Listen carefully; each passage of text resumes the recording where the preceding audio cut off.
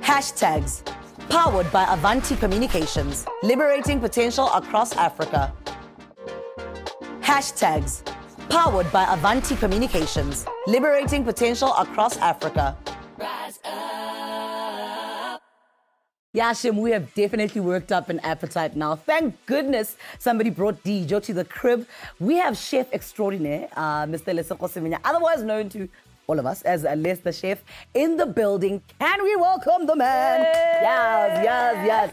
We are very excited. Right, let's get straight into it. Who are you? What is the story? Because we just know you as, for years now on Twitter, the food guy. Like, he's the chef. Wow. Yeah. And when it became popular, you were that guy that we always like, yeah, but LesDaChef has been doing this.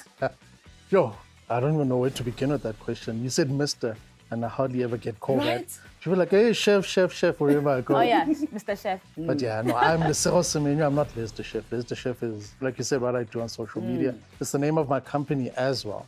But Lesego Semenya is just a guy who grew up with Soweto. I know Casper says that a lot, but yeah. I grew up in the township, literally. My parents were both teachers, and I didn't know what I wanted to become.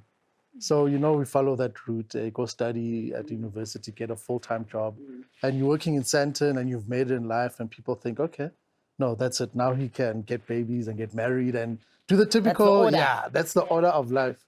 And I had a bout of madness, I call it, and I decided I can't do that. It's not for me. I decided to go to chef school, and here I am today as a chef. That's wonderful. I'm just excited that you're here. I'm excited we're talking food. I'm excited that you're taking snobbery out of food, as you have written in. So, snobber because I don't see myself as a snob. I see myself as Sophie. I'm normal. You know, like you're a normal person, and I understand why you took snobbery out of food. You want it to be relaxed. It's an enjoyable experience, I think. But the highlight of this book says a lot. You know, when people write books, they become authors. Now, has this elevated standard sako, position yako, like Nerobita Mr.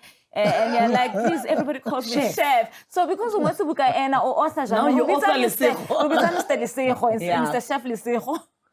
So how has that changed your life? Like, where has it taken you to? Well, how it's changed my life, I respect writers now. My Lord. When I was approached for the book, maybe 5 years ago, by Tabiso Mahlapi, she owns Blackbird Books. And she said, okay, Les, you need to write a book. At the time, people didn't know LesDaChef as they do now. Yeah. And I said, no. What?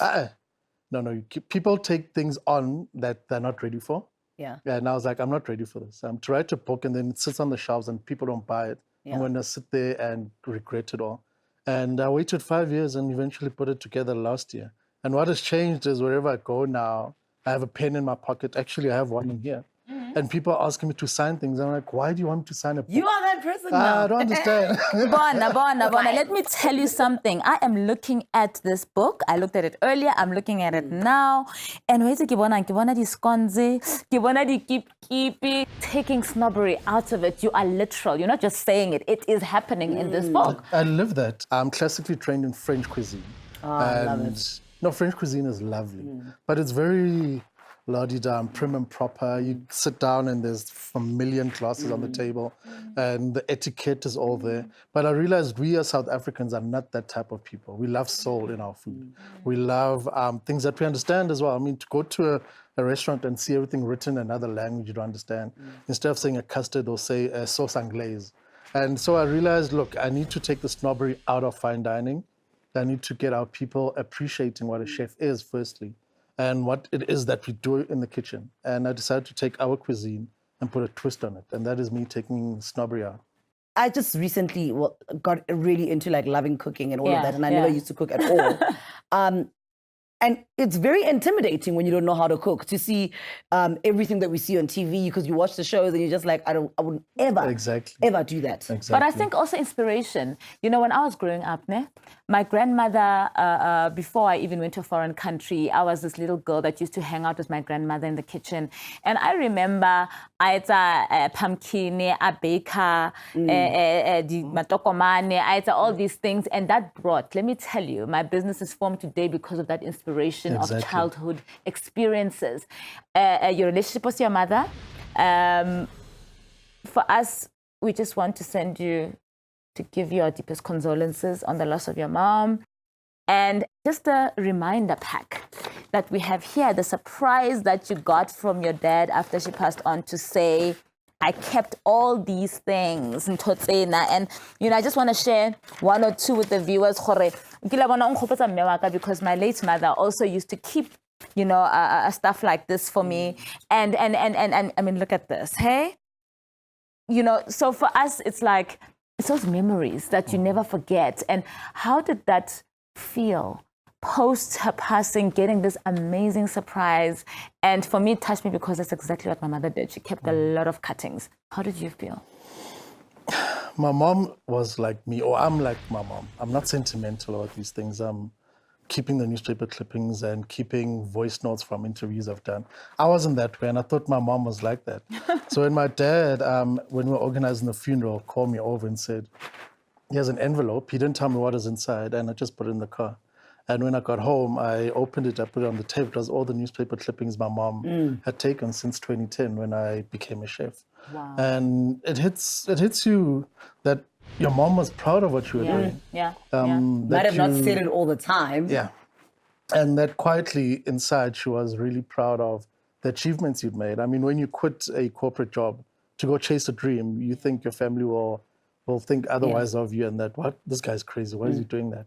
And to see her basically saying, look, well done, and I see what you're doing. And I mean, 2010 is 9 years ago. Yeah. So she's been keeping every single thing, and she wasn't telling me about it. Another interesting thing is when you've got people around you, someone close to you. I always say to people, we get hungry as well. Yeah. I'm human. I'm a chef, but yes, I get hungry. I mean, do you go home and present sitting on your couch? You want to zone out. And I always tell people, look, don't get intimidated cooking for a chef. If you cook for a chef, we will appreciate what you've made. Yeah. But I've realized in the dating world, it's different. People... Is it expected? It's like, oh, he's going to make me a beef Wellington. Yeah, 3-course breakfast is expected. I mean, the first thing we would ask is, are you in a relationship and is she under pressure? That's how I want to kind of close this conversation. No, she's not under pressure. I don't put good. pressure on anyone. Yeah. If they want to, but luckily she loves cooking. Yeah. Quick one before we go on. We're going to go play a game with you. Your dream dinner party, dinner table. You're not cooking. You're eating around these people. 5 people. Who are they? 5 people. Well, Gordon Ramsay will obviously be there. He's my favorite chef in the world. Oh, guys. Yes, love don't it, cry for us. Who else would be there? Well, I would love to pick the brain of our politicians, the way they think. Maybe the president would be there, just to understand his thinking. I love sport, so I'd have a cricketer. Mgamso Rabada would be there. 2 more, I love music. Who would I, AKA maybe? Because sometimes the things he says, like I'd love to get into his brain, pick his brain. And also he's built a brand up, and I'm all about how people build up business. And the 5th one, internationally, I'll probably say Tracy Chapman. I love her music, and my mom loved her music as well. Wow, what an I think that's an amazing group. I can just see them on the Last Supper table, but not the Last Supper table, on a table. So we're going to